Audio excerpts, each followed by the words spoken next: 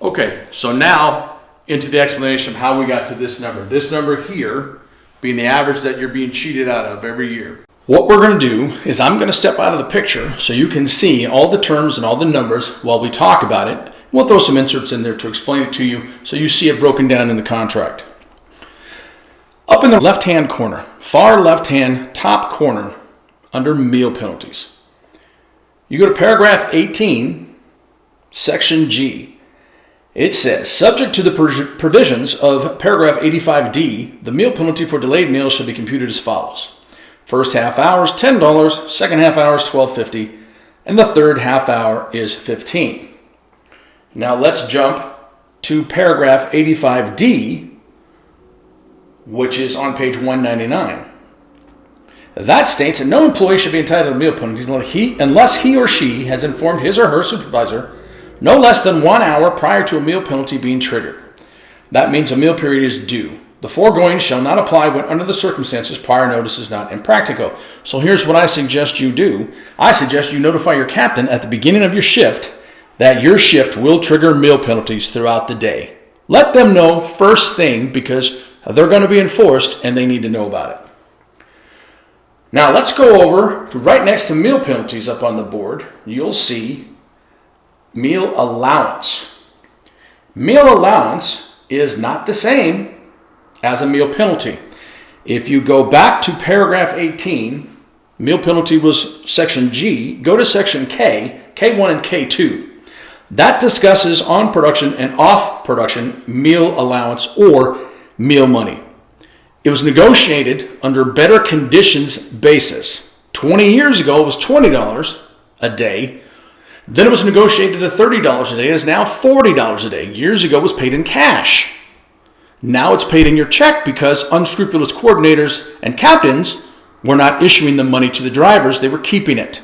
I've spoken to a number of drivers who were in the business for a year or two before they ever realized what that little envelope was. They had no idea because the captain or coordinator didn't tell them. An important fact to note is that the 12-hour requirement only applies to off-production drivers. It does not apply to on-production drivers. So let's recap real quick. Meal penalties are meal penalties. Meal allowance is a meal allowance or meal money. They are two separate things you are entitled to both in the same day. Going over to the right-hand side of the board, up top, you'll see the drivers and production listing there and the call times. So let's say a normal production day is a 6 a.m. call time. That means first meals due at 12, second meals due at 18:05. Drivers are called in at 4, with the production call being 6, first meal at 12, second meal at 18:05.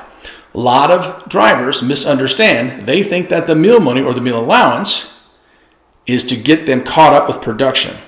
That's false. An NDB, or non-deductible breakfast, non-deductible meal, that's what gets you caught up with production. A non-deductible meal is an uninterrupted half hour. No walkie-talkie, no sitting in your vehicle, whether it's a van or a truck. It's not grabbing a burrito, hopping back in the van while you're doing rounders, and it's not eating a burrito while you're walking the line if you're a local 40 member. If you're a 399/40 guy, you know what I'm talking about. So if you do not get an NDB, and we normally don't, then technically you are due meal penalties on the first meal at noon, 12:00. You are due meal penalties. You would also be due meal penalties for any time on the clock after 18:05. And what are those meal penalties? What do they add up to? Well, let's go back on the left-hand side of the board. The red numbers right there, you'll see hours MP for meal penalty and hours in meal penalty again. 2 columns there. We cover hours worked. After the 13th hour worked, you are due $37.50. And so on and so on. If you look at the bottom of the second column, it covers hour 13 all the way to hour 24. After the 24th hour, you are due $367.50 in meal penalties alone. An 18-hour day is $187.50. 20-hour day is $247.50. We've all worked 18, 20, and 24-hour days. It's not every day. We understand that. If you look just below, it says weekly hours. We've broken it down into a 60-hour week, 65, 70, 75, and 80-hour week. We've averaged it out. If you look over to the right-hand side across from that, there's your weekly loss. And it says times 8.8 weeks. So there's 52 weeks in a year. Average driver takes 2 months off. That's 44 weeks that's worked. So of the 5 hourly or weekly hours broken down, those 5 hourly weeks, 60, 65, 70, 75, and 80, break down into 8.8 weeks apiece. That's where these numbers are coming from. So at the end of a 60-hour week, which is 12 hours a day, all on stage, there's no meal money due. No meal penalty, excuse me. Your meal money is due, $40 a day, but there's no meal penalty due. If you're working a 65-hour week, that's based on 2 stage days, that's 12 hours, and 3 location days at 14 hours apiece. If that's the case, you're due $202.50 for the week, or on average $17.82 for the life of the show, or every week that you work 65 hours, on average 8.8 weeks a year. If you work a 70-hour week, we figure that at 2 stage days, 12 hours, 1 location days, 14 hours, and a second location, or 2 location days, at 16 hours each. You would then be due $322.50 or $28.38. 75-hour week, 2 stage days at 12 hours, 3 location days, all at 17 hours. Your weekly due is $472.50 or $41.58. And then an 80-hour week is 2 stage days at 12 hours a day, 2 location days at 18 hours, and 1 location day at 20 hours, which you would be due $622.50 or $54.78. Now we all know, we don't all work 80 hours every week, but we also know we don't all work 60 hours every week. That's why this is an average. So if you take the numbers broken down by hour up in the top left-hand corner, the red numbers, and you average it out with the weekly hours listed below that, you see the red numbers in the right-hand bottom. That's how we got to the $14,256.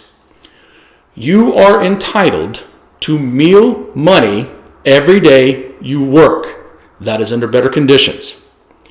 You are entitled to meal penalties every time you go into meal penalties, and that's just about every day because we know you are almost never getting an NDB. So you don't get paid for starting early. You don't get your NDB. You don't get meals. Sometimes lunch, you don't get it all. You're running around or you're shoveling while there's a company move. If there's a company move at lunch, you're not eating. Or you're getting something to go and swallowing it as you're driving. And we're never getting second meal. Eating pizza, walking around is not a second meal. Second meal needs to be a sit-down meal, That's an official second meal. So, in conclusion here, meal penalties, separate from meal allowance. On production, you are entitled to both. Off production, you are entitled to meal allowance or meal money if you work more than a 12-hour day, but you're also due meal penalties. In the state of California, you're due a lunch or a meal at 5 hours. The reason it is 6 hours in the motion picture industry is because we have craft service. But we all know if you're off production, that you don't have access to craft service. You don't have access to a water cooler. You don't have access to any of that. So technically, you should be getting meal penalties after 5 hours off production. Once again, print this out, look at it again, understand what we're talking about here. You are due meal penalties and meal allowance every day that you work. You're telling yourself right now there's no way that adds up to those meal penalties like that. Well, let me show you. What I have here are copies of paychecks. These paychecks are from the same job. They're also from the same week. You'll have an opportunity to look at this on the video on the website and freeze it and look at the numbers to show you that I'm not joking here. It is the same work period. This is an IA contract, time card. This is a Teamster time card. If you look at this top row right here, it says Meal P. $500 in 1 week in meal penalties paid to an IATSE member. Okay? If you look at this time card, here it says Meal A, which means meal allowance. That's $200 paid to a Teamster. Same week, Same job. This is 63.7 hours. This is 77 hours, excuse me, but $500 in meal penalties, no meal penalties. Well, you've got the $200 in meal allowance. You're already owed the meal allowance. It's two separate things, remember? So, if it's not separate, number one, how come it's referenced as meal P on your time card here for penalty and meal A for your time card here for meal allowance? That's number one. Let me ask you another question. Add this up with me. Meal penalty. First meal penalty is $10. Second's $12.50 to get you to $22.50. Plus the third is $15. That gets you to $37.50. If in fact this letter were true and it states $40 meal money buys first 3 meal penalties on second meal, 1.5 hours. Thereafter, $15 will be due each half hour. So if that were true, do you think that Warner Brothers would give you an extra $2.50 a day in a contract that they didn't have to? Think about that for a second. Think about Warner Brothers, who will give you the change off of a penny. Do you think they're going to give a driver an extra $2.50 a day just to be nice? No. Meal penalty is meal penalty. Meal allowance is meal allowance or meal money. They're both separate and you're due both of them on every single day that you work. Now, I've heard references to people referring to me as commercial guy. What does commercial guy know? What do they know? Here's what I tell you what we know. In the very first contract that Steve tried to negotiate on behalf of the commercial drivers, he tried to introduce tiers. The tier system. We said absolutely not.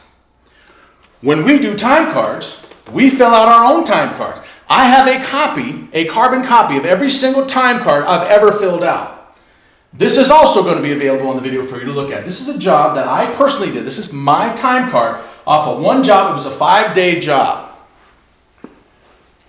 On the 8th, April 8th, meal penalty. April 9th, meal penalty. April 9th, turnaround time. April 10th, meal penalty. April 10th, turnaround time. April 11th, meal penalty. April 11th, turnaround time.